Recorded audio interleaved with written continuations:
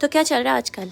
आपने पिछले पार्ट में देखा कि किटी की मामा किटी को नैनी के पास छोड़ जाती है। किटी को बहुत तेज भूख लगती है जिसकी वजह से नैनी उसके लिए खाना बनाने आती है और उसको खाना बनाते हुए वो उसको ही मार रही होती है कि तुमने मुझे खाना बनाने के लिए क्यों कहा, क्यों तुम्हें भूख लगी जबकि मैं टीवी देख रही थी। और ऊपर से उसे धमकाती भी, अगर तुमने अपनी मामा को बताया तो मैं तुम्हें छोड़ूंगी नहीं। किटी इतनी मासूम होती है, वो कहती है मैं किसी को कुछ नहीं बताऊंगी, मैं अपनी मामा को भी नहीं बताऊंगी, नहीं तो नैनी मुझे बहुत मारेगी। यहाँ उसकी मामा घर पहुंच जाती है अपनी मीटिंग से होकर और वो फिर मिलने का वादा करती है। उसका पूरा ध्यान ही अपनी मीटिंग पर अपने इस फ्रेंड्स पर था।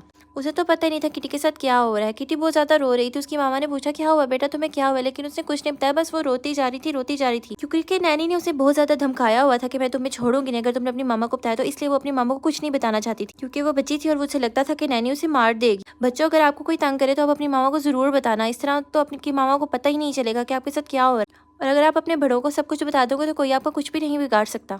किटी की मामा बहुत उदास हो रही थी और उसके रोने से उसे भी रोना आ रहा था, लेकिन उसने अपने आप से प्रॉमिस किया कि मैं आइंदा से किटी का ख्याल रखूंगी। फिर वो नैनी से बात करने जाती है कि आखिर किटी के साथ हुआ क्या है। नैनी ने उसे बोला कि किटी तो खेल रही थी, मुझे तो कुछ पता नहीं, मेरे साथ तो वो हुई चीज, लगता है आपको मिस कर रही थी इसीलिए रो रही।